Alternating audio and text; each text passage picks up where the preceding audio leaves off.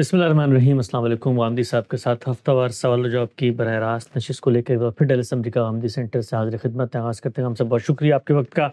ہم سب ہماری یہ کوشش ہوتی ہے کہ آپ کا جو اپنا منہج فکر ہے، علمی فکری استدلالی انداز میں جو کچھ تنقیدات آپ پر ہوتی ہیں، دنیا کے اندر اس وقت مذہب سے متعلق جو مسائل پیش کیے جاتے ہیں ان پر بلا تکلف استفادہ کریں، اور لوگوں کی جو تنقیدات ہیں وہ بھی آپ کی خدمت میں رکھیں، جانیں کہ آپ کیسے دیکھتے ہیں دین کو، دین کے معارف کو، علوم کو۔ اس طرح ماضی کی علمی تاریخ کے اندر جو اشخاص ہیں ان پر بھی ہم بات کرتے ہیں۔ آج میں جس موضوع پر آپ سے تبادلہ خیال کرنا چاہ رہا ہوں وہ اگرچہ ہے تو ایک تاریخی موضوع، لیکن ہر تاریخ مستقبل کے لیے بڑا گہرا سبق اپنے اندر رکھتی ہے۔ غامدی صاحب دین کے بڑے عالم تو ہیں ہی ہیں، انسانی رویوں کو بھی جانتے ہیں، لیکن خود ایک بڑی تاریخ ہے جو اپنے سینے میں سمیٹے ہوئے ہیں، اور میری بھی یہ خواہش ہے کہ کم سے کم دنیا کو اس تاریخ میں جو اسباق ہیں ان پر غامدی صاحب کا تبصرہ سامنے آتا رہے۔ غامدی صاحب، جماعت اسلامی، ہم سب لوگ جنہوں نے بر صغیر میں آنکھ کھولی ہے، جو کچھ مذہب سے، دین سے ایک شعوری وابستگی اور تعلق رکھتے ہیں، ان کے قلوب و اذہان میں ایک غیر معمولی تاثر ہے جو اس جماعت کا ہمیشہ سے قائم رہا۔ خود آپ کی اپنی تحریکی زندگی کہیے یا فکری زندگی کہیے، اس کا آغاز اسی جماعت کی کوکھ سے ہوا، آپ نے اس کے اندر وقت بھی گزارا۔ میں چند بڑے واقعات کو سامنے رکھ کے آپ سے جاننا چاہتا ہوں کہ ایک بہت بڑی موومنٹ اٹھی، ریفارمیشن کی موومنٹ تھی، مذہب کے نام پر تبدیلی کا خواب لے کر اٹھی۔ وہ موومنٹ آج جس جگہ پہ ہمیں نظر آتی ہے، ہم یہ دیکھتے ہیں کہ بہت قسم کرسی کا عالم ہے، بالکل احتجاج کی سی سیاست ایک طرح سے بن کے رہ گئی ہے۔ اس کے جو بڑے لوگ تھے، انہوں نے جتنے بڑے بڑے نظریات، جتنے بڑے بڑے اہداف رکھے، وہ کیوں نہیں حاصل ہو سکے؟ اور غامدی صاحب کا اس سب پر تجزیہ اور تبصرہ کیا ہے؟ غامدی صاحب، سب سے پہلے مجھے بتائیے گا، جماعت اسلامی کا آغاز مولانا سید ابو العلا صاحب مودودی علیہ رحمہ کی سوچ اور فکر کے مطابق ہوا کیوں تھا؟ اور پھر کچھ بڑے واقعات اس میں ہوئے، جیسے ماچی گوٹ کا واقعہ ہے، اس کے اندر لوگ الگ ہو گئے، اس کا پس منظر کیا تھا؟ ایک ہی چیز کو لے کے چلیں گے، جماعت اسلامی جب بنائی گئی تو بنانے والوں کے پس منظر میں کیا چیز کار فرما تھی؟ میں کئی مرتبہ بیان کر چکا ہوں کہ مسلمانوں کی جو عظیم سلطنت قائم ہوئی تھی، وہ آہستہ آہستہ بعض چھوٹی سلطنتوں میں تبدیل تو ہوئی، لیکن عمومی غلبہ مسلمانوں کا اور مسلمانوں کی تہذیب ہی کا قائم رہا۔ 17ویں صدی کی ابتدا میں آپ نظر آنے لگا کہ اب شاید یہ سلطنتیں اس طرح قائم نہیں رہ سکیں۔ یہ اس وقت کے لوگوں کو تو نظر نہیں آ رہا ہوتا، لیکن بعد میں جب ایک نگاہ اٹھا کے دیکھا جاتا ہے تو بالکل واضح ہو جاتا ہے کہ انحطاط اور زوال کی ابتدا ہو چکی ہے۔ یہ معلوم ہے کہ سلطنت روما کے عروج و زوال پر بہت کچھ لکھا گیا ہے، اس میں بھی اسی پہلو سے تجزیے کیے جاتے ہیں، اسباب متعین کیے جاتے ہیں، اور یہ دیکھا جاتا ہے کہ بتدریج یہ صورتحال کیسے نمودار ہوئی۔ 17ویں صدی کی ابتدا میں مسلمانوں کی 3 بڑی سلطنتیں تھیں۔ ایک ایران کی صفوی سلطنت، دوسرے بر صغیر کی مغلیہ سلطنت، اور تیسرے مسلمانوں کی عثمانیہ سلطنت، جو اصل میں خلافت کی میراث کے ساتھ کھڑی تھی۔ یعنی اس سے پہلے بنو امیہ، اس کے بعد بنو عباس، اسی طرح فاطمی مصر میں، اور پھر عثمانیوں کے خلاف مسلمانوں کے لیے وہ گویا ان کے ماضی کے اقتدار، ان کی عظمت کی علامت بھی تھی۔ لیکن اس طرح میں نے عرض کیا ہے کہ اللہ کے فرستادوں کی پیشین گوئی کے مطابق ٹھیک 1000 سال بعد، 17ویں صدی میں 1000 سال رسالت مآب صلی اللہ علیہ وسلم کی بعثت پر پورے ہوئے ہیں، تو ٹھیک 1000 سال کے بعد زوال کی ابتدا ہو گئی۔ اور جب زوال کی ابتدا ہوئی تو بتدریج ہم یہ دیکھتے ہیں کہ علمی لحاظ سے، سیاسی لحاظ سے، سماجی لحاظ سے اور معاشی خوشحالی کے لحاظ سے مسلمان اس حالت پر قائم نہیں رہے جو کبھی ان کا امتیاز تھا۔ عام لوگ اس طرح کی چیزوں کو بہت جلد قبول نہیں کرتے، لیکن اہل نظر دیکھ رہے تھے کہ معاملات کس طرف جا رہے ہیں۔ پھر خدا کی دنیا میں ایک بیلاگ قانون کار فرما ہے، جب ایک قوم زوال آشنا ہوتی ہے اور اس کی جگہ دوسری قوم اٹھتی ہے، تو زوال آشنا ہونے کے بعد بھی بڑا وقت لگتا ہے جس میں وہ پھر موت کے دروازے تک پہنچ جائے، اور جو مقابل میں اٹھ رہے ہوتے ہیں وہ بھی ایک دن میں اٹھ کر کھڑے نہیں ہو جاتے، اس میں بھی صدیوں کا وقت لگ جاتا ہے۔ مغربی قومیں بیدار ہو رہی تھی، اور مغربی قوموں کے بارے میں عرض کر چکا ہوں کہ وہ اصل میں یافس کی اولاد ہے، سب کے سب سیدنا نوح کے تیسرے بیٹے یافس کی اولاد ہیں۔ وہی وسط ایشیا میں آباد ہوا، پھر مختلف جگہوں سے لوگ ہجرت کر کے یورپ بھی گئے، مشرق بعید تک بھی پہنچے، اور امریکہ میں، آسٹریلیا میں اور باقی ملکوں میں تو ہمارے سامنے ہجرت ہوئی ہے۔ تو ان قوموں کے علم میں، ان قوموں کی سیاست میں غیر معمولی تغیرات آنا شروع ہوئے، اور یہ دنیا میں اب نکلنے لگے۔ یہ وہی زمانہ ہے۔ اس زمانے میں جب مغربی قومیں آگے بڑھنے لگیں، ایک صورت تو یہ تھی کہ اگر مسلمانوں کی یہ سلطنتیں اس قابل ہوتیں کہ یہ راستہ روک سکتی تو شاید کوئی بڑا معرکہ پیش آتا، لیکن یہ اس قابل بھی نہیں رہی تھی۔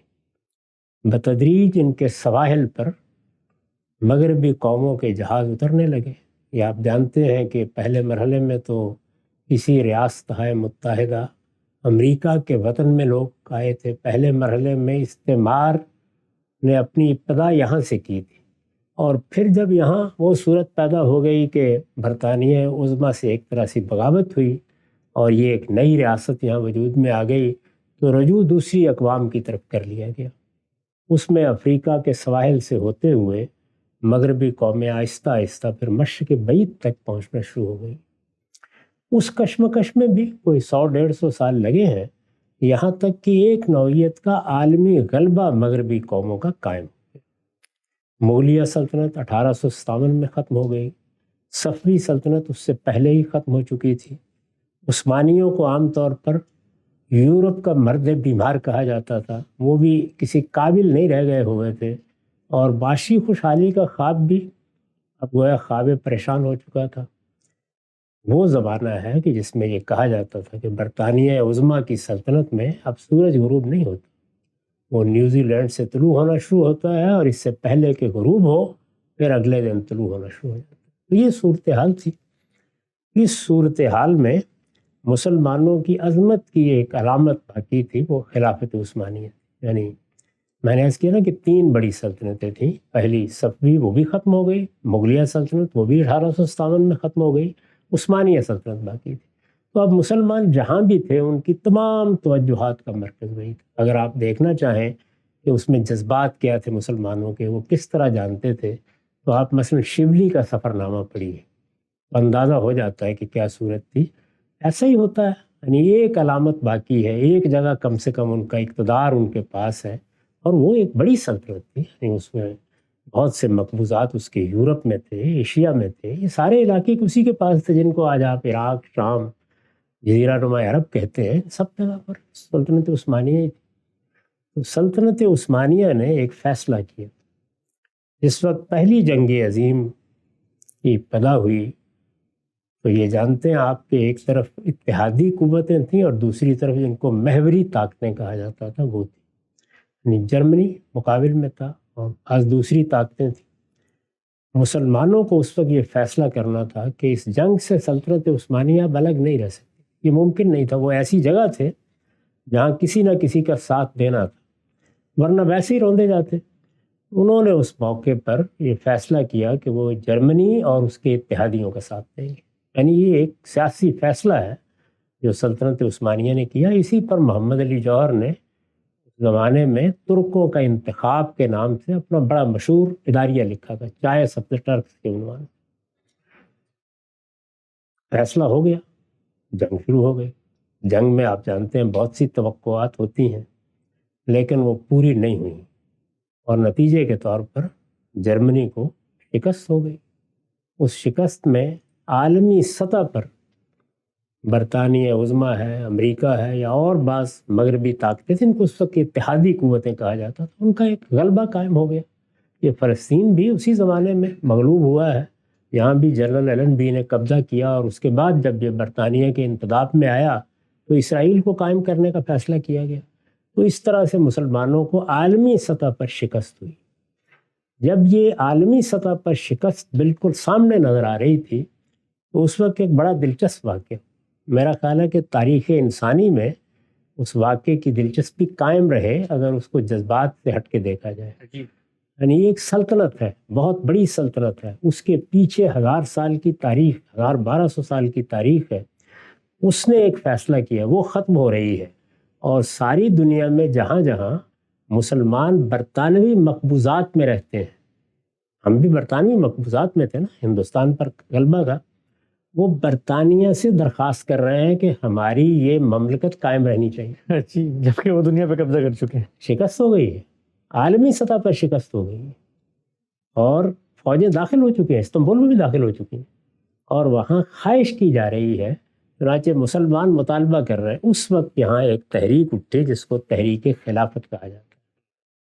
اسی پر اقبال نے طنز کیا تھا کہ خلافت کی کرنے لگا تو گدائی، یعنی یہ خلافت تو اگر قائم ہوتی ہے تو خون دے کے قائم ہوتی ہے، فوجیں میدان میں اترتی ہیں، خلافت کی کرنے لگا تو گدائی، یعنی جس طرح ایک گدا بھیک مانگتا ہے اس طرح اب تم خلافت کی گدائی کرتا، خریدے نہ ہم جس کو اپنے لہو سے، مسلمان کو ہے ننگ وہ بادشاہی۔ تو اسی جانب انہوں نے اس وقت توجہ بھی دلائی تھی، لیکن وہ تحریک چلی، اس میں ہندو بھی شامل ہو گئے، یہاں کی قیادت بھی شامل ہو گئی۔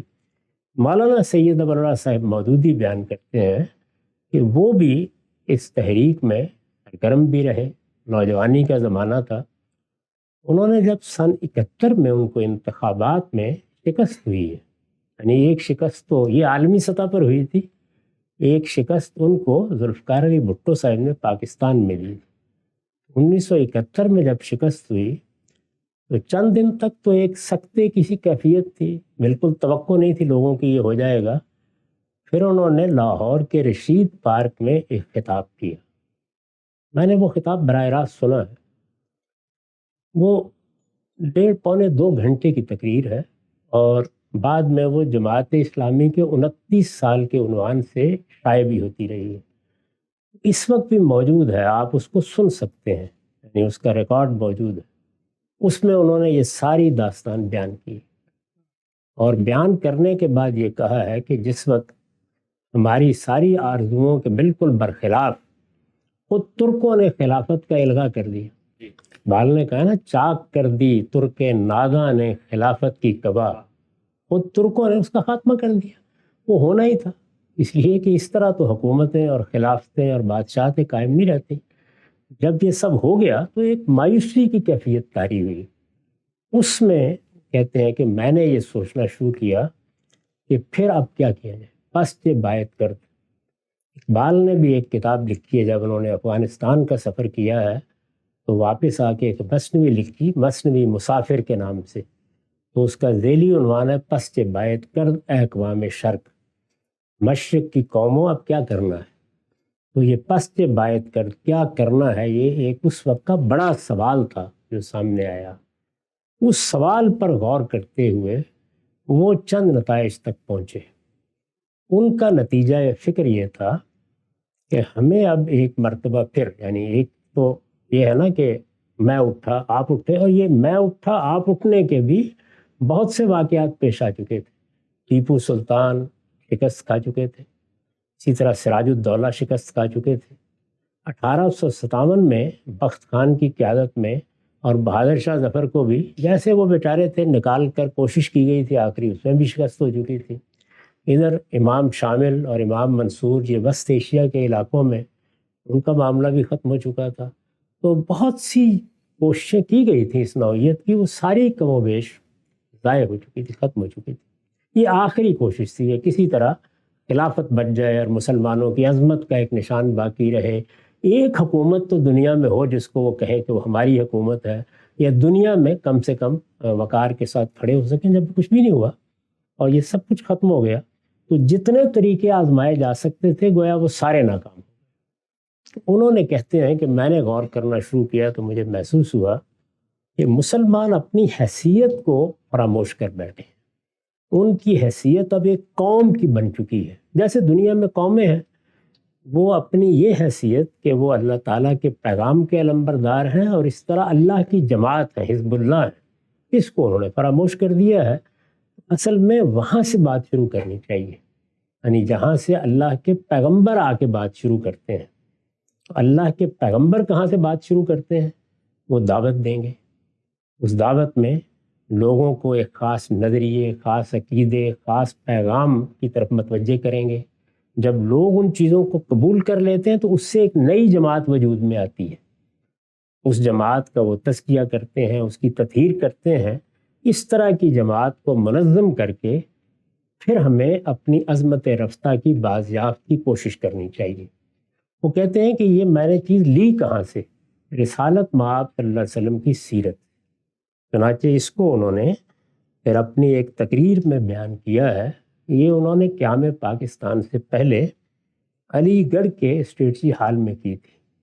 وہ تقریر بھی چھپی ہوئی ہے، اس کا عنوان ہے اسلامی حکومت کس طرح قائم ہوتی ہے، یعنی اسلامی حکومت جو اسلامی خلافت کی صورت میں تھی اس کا خاتمہ ہو گیا، اب اس کا احیاء کیسے کرنا ہے، یہ مولانا مودودی کے پیش نظر تھا۔ تو انہوں نے اس میں بتایا ہے، آپ پوری تقریر پڑھ جائیے۔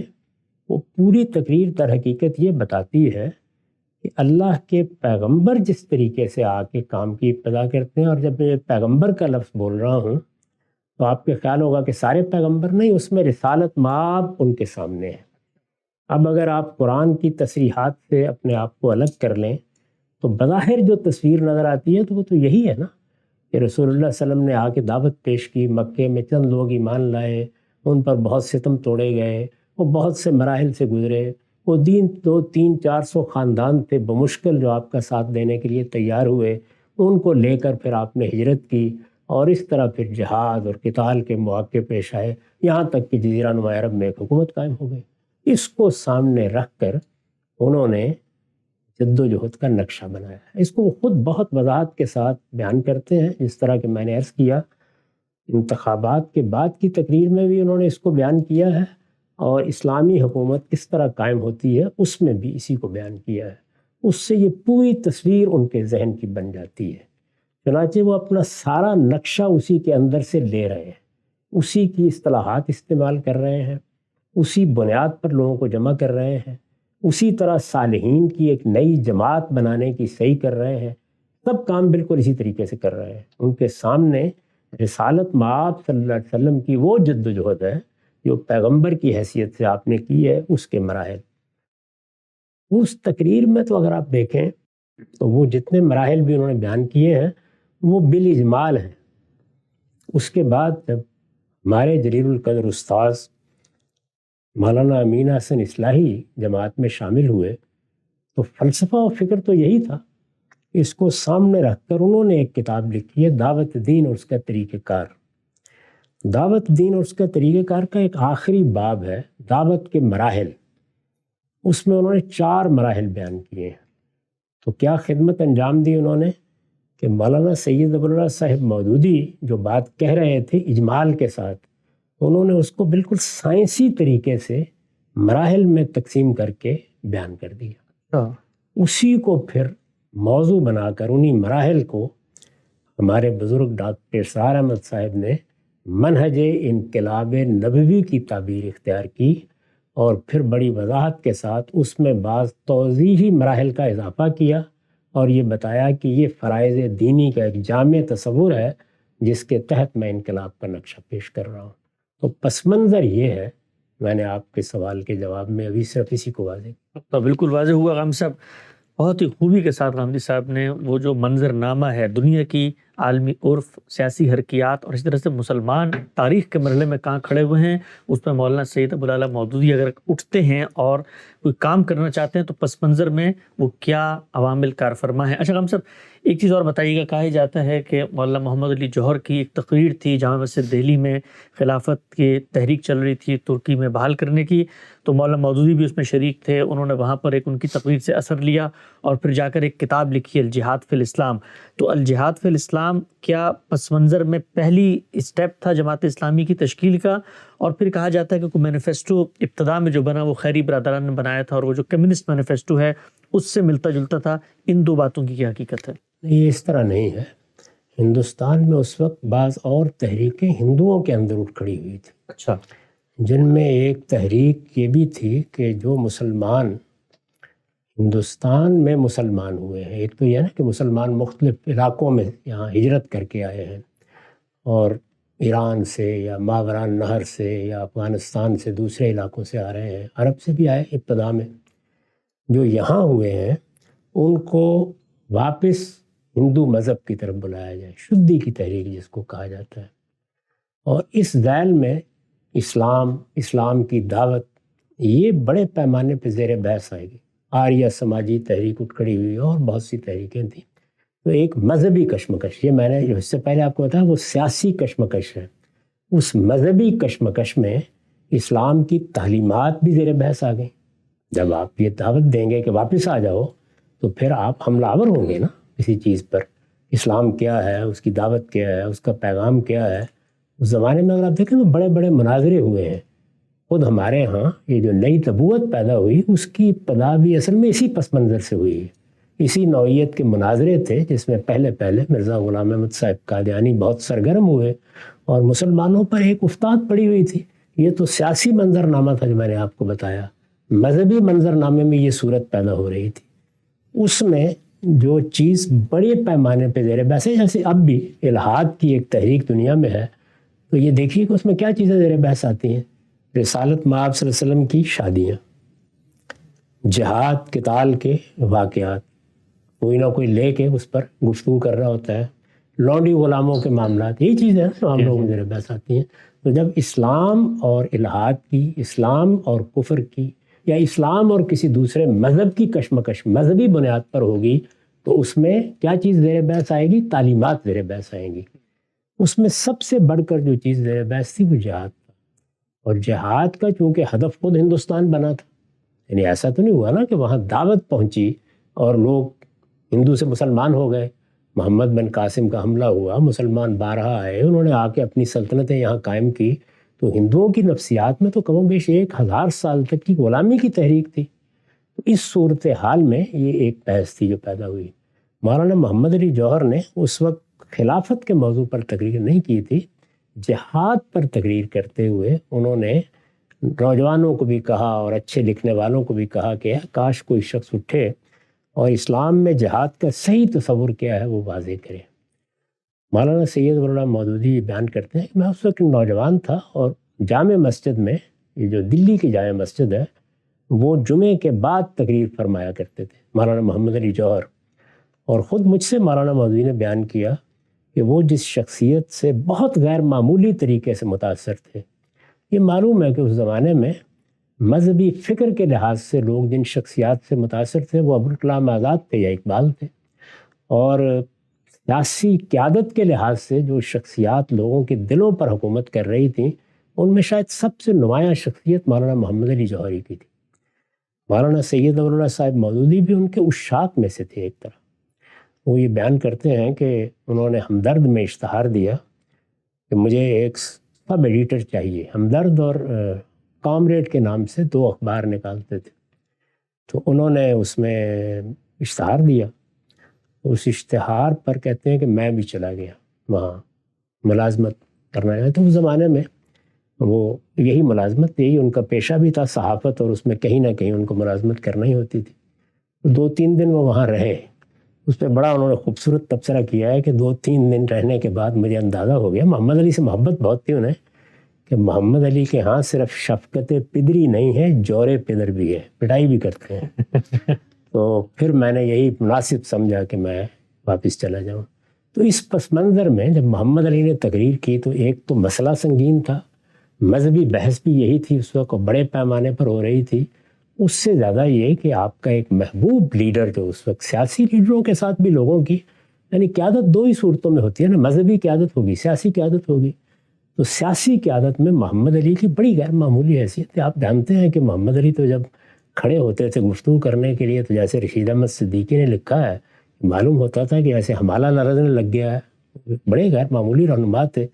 آخری جملے اب بھی آدمی کو تڑپا دیتے ہیں کہ مجھے چند گز زمین دو گے اس آزاد جگہ پر یا قبر کی جگہ دو گے۔ اس کے بعد وہ دنیا سے رخصت ہو گیا اور معلوم ہے فلسطین میں مدفون ہے۔ تو اس طرح کی شخصیت کی تقریر سننے کے بعد وہ کہتے ہیں کہ میں اس وقت نوجوان تھا تو میرے دل میں یہ بڑی خواہش پیدا ہوئی کہ کاش میں اس خواہش کو پورا کر سکوں۔ یعنی جمعے کی نماز جب ہو جاتی تھی تو محمد علی جامع مسجد دہلی میں عام طور پر تقریر کیا کرتے تھے، اور اقبال کی بھی بڑی خواہش تھی کہ کوئی آدمی اس کو موضوع بنائے۔ چنانچہ اس پس منظر میں یہ الجہاد فی الاسلام انہوں نے لکھی۔ الجہاد فی الاسلام کا زیادہ تعلق ان کی مذہبی فکر سے، کیونکہ ان کی مذہبی فکر کا جو سیاسی خلاصہ ہے، مولانا سید ظفر اللہ مودودی کی مذہبی فکر کو اسلام کی سیاسی تعبیر کہا جاتا ہے۔ تو اسلام کی سیاسی تعبیر وہ کیوں اسلام کی سیاسی تعبیر بن گئی؟ نماز، روزہ، حج، زکوٰۃ، سب کچھ وہی ہے نا۔ وہ اسلام کی سیاسی تعبیر کیوں بنی؟ وہ ان کے اس تصور کی وجہ سے بنی کہ مسلمانوں میں اگر کسی کو حکومت کا حق حاصل ہے تو صالحین کو ہے، جس کو آپ سادہ لفظوں میں بیان کیجئے تو مذہبی لوگوں کو ہے، اور اگر دنیا میں کسی کو حکومت کا حق حاصل ہے تو مسلمانوں کو ہے۔ تو نہ غیر مسلموں کو کوئی حکومت دنیا میں قائم رہ سکتی ہے، اور نہ صالحین کے سوا مسلمانوں کے اندر کوئی آدمی جائز حق کی حکومت رکھتا ہے۔ اس سے ان کی تعبیر سیاسی تعبیر بنی ہے۔ الجہاد فی الاسلام جو ان کی پہلی کتاب ہے، پہلی باقاعدہ کتاب ہے، وہ اصل میں اس فکر کو تعمیر کرتی ہے۔ تو اس کا تعلق اس کے ساتھ ہے، ان کی اس جد و جہد سے بہت کم ہے۔ واضح ہو گیا۔ ہم سب آخری سوال بحث کو سمیٹتے ہوئے جو پس منظر ہے ہم اس کو سمجھ رہے ہیں۔ تو جس وقت ابتدا ہوئی، ابتدا تو ایک سیاسی محرومی کہیے، اپنی عظمت رفتہ کی بازیافت کہیے، مسلمانوں کے تہذیبی غلبے کا انقطاع کہیے، وہ جو کچھ تھا اس سے پیدا ہوا، یعنی گویا کہ وہ اصلاً اپنی ذات کے اندر ایک ملی مسئلہ ہے، سیاسی مسئلہ ہے۔ جو پہلا مینیفیسٹو سامنے آتا ہے، جماعت اسلامی کا پہلا منشور سامنے آتا ہے، اس کا میں نے ذکر کیا، وہ خیری برادران اور ان کے اس سے لکھا گیا، اس میں جو اپروچ ہے، جو سوچ ہے، وہ تو بالکل وہی ہے جیسے آپ نے انقلاب برپا کرنا، جیسے کہ کمیونزم کا اس زمانے میں انقلاب تھا۔ تو وہ جو ہے وہ مولانا مودودی آپ فرماتے ہیں کہ رسالت مآب صلی اللہ علیہ وسلم کی زندگی پر جب انہوں نے نظر ڈالی اور پھر مولانا اصلاحی نے ایک لاہ عمل دعوت کا بنا کے دیا، یعنی وہ اس کا اثر تھا کہ پھر جو آدرش یا نظریہ سامنے آیا وہ اصل میں انقلابی تھا۔ اس میں کیا شبہ ہے؟ یعنی وہ اسی وجہ سے ان کی پوری تعبیر کو اسلام کی سیاسی تعبیر، پولیٹیکل اسلام کہا جاتا ہے۔ اس کے بنیادی مقدمات یہی ہیں۔ میں نے ابھی عرض کیا نا کہ حکومت کا حق صالحین کو ہے، اور دنیا میں غیر مسلم زندہ رہ سکتے ہیں، حق کی حکومت نہیں رکھتے۔ یہ ان سے جس وقت مسلمانوں کے پاس طاقت ہوگی وہ چھین لیں گے۔ اس بات کو انہوں نے لگی لپٹی رکھے بغیر بہت وضاحت کے ساتھ بیان کیا ہے۔ الجہاد فی الاسلام میں بھی مصلحانہ جہاد کی تعبیر اسی مقصد کے لیے اختیار کی گئی ہے۔ اس کے پہلے ہی باب میں آپ اس کی تفصیلات پڑھتے ہیں، اس میں انہوں نے بہت عمدہ استدلال کر کے اپنے فکر کو بیان کیا ہے۔ سیاسی تعبیر بنے گی اس وقت جب اس کے اہداف و مقاصد سیاسی ہوں گے۔ ان کے ہاں چونکہ اصل ہدف یہ ہے کہ دنیا کی قوموں سے اور خدا کی دعوت سے اور اس کے پیغام سے پھرے ہوئے لوگ، یہ انہی کی تعبیر ہے، ان کے ہاتھ سے اقتدار کی باغیں لے لی جائیں، تو یہ تحریک تو اپنے وجود میں یعنی اپنی ابتدا ہی میں انقلابی ہوگی۔ اس وجہ سے یہ چیز تو بالکل درست ہے کہ ایسا ہی ہونا چاہیے۔ چنانچہ اس کے بعد پھر بات آگے بڑھی تو میں آپ سے عرض کروں گا کہ اس وقت کی صورتحال میں انہوں نے پھر ایک اور کتاب لکھی جو اس وقت تو 3 جلدوں میں شائع ہوئی تھی، اب شاید 2 جلدوں میں یا اکٹھی چھاپ دیتے ہیں۔ اس وقت اس کا عنوان تھا مسلمان اور موجودہ سیاسی کشمکش۔ اس میں ان سب پہلوؤں کا انہوں نے احاطہ کر کے اپنے آئندہ کے لائے عمل کو بیان کیا ہے۔ اس لیے جو لوگ یہ کہتے ہیں کہ وہ بعد میں سیاست کی طرف متوجہ ہوئے، میرے نزدیک یہ بات صحیح نہیں ہے۔ پہلے دن سے ان کا فکر بالکل واضح ہے، اس کے اہداف بالکل واضح ہے۔ البتہ جب کوئی فکر ابتدا میں سامنے آتا ہے تو بتدریج وہ بہت سے پہلوؤں کا احاطہ کرتا ہے۔ تو جیسے جیسے وہ آگے بڑھتے گئے پوری بات سامنے آ گئی، اسی کا نقشہ انہوں نے ترتیب دیا، اسی کو روبہ عمل کرنے کے لیے جماعت اسلامی وجود میں آئی۔ ابتدا سے انتہا تک بالکل واضح ہے ان کے یہ سارے معاملات۔ اس کی تنقیح کا عمل بعد میں ہوا ہے۔ تنقیح جب ہوتی ہے تو بہت سی چیزیں بالکل متعین ہو کے سامنے آ جاتی ہیں، لیکن آپ دقت نظر کے ساتھ مطالعہ کریں تو اسی طرح ہے۔ میں نے عرض کیا نا کہ 71 کے انتخابات میں شکست کے بعد جو انہوں نے تقریر کی ہے اس کو ضرور سننا چاہیے۔ 1-1.5 گھنٹے کی تقریر میں انہوں نے خود یہ ساری داستان بیان فرما دی۔ بالکل واضح ہو گیا مولانا مودود کی اس تقریر کا لنک انشاءاللہ آپ ڈسکرپشن میں دیکھ سکتے ہیں. وہ کیا سیاسی منظرنامہ ہے, وہ کیا تاریخی مرحلہ ہے جس موقع پر ایک عظیم مفکر نے ایک دعوت کا آغاز کیا. جماعت اسلامی کس پس منظر میں بنائی گئی تھی, انشاءاللہ اس بحث کو آگے بڑھائیں گے اور سب سے اہم نکات کو زیر بحث لے کر آئیں گے کہ پھر پاکستان بنا تو مولانا مودودی نے اس ریاست, اس ملت کو کس پس منظر میں دیکھا. خود اس تحریک کے اندر ایک بڑا انتشار, ایک بڑا انقطاع ہوا, ماچھی گوٹ کا معاملہ, اور پھر پاکستان کے عوام نے اس کو مسترد کر دیا. کیوں کیا اور مستقبل کیا ہے, ہر پہلو پہ غامدی صاحب سے انشاءاللہ بے لاکھ تبصرہ لیں گے. وقت یہاں پہ ختم ہوتا ہے, دوبارہ حاضر خدمت ہوں گے. اب تک آپ کا بہت شکریہ.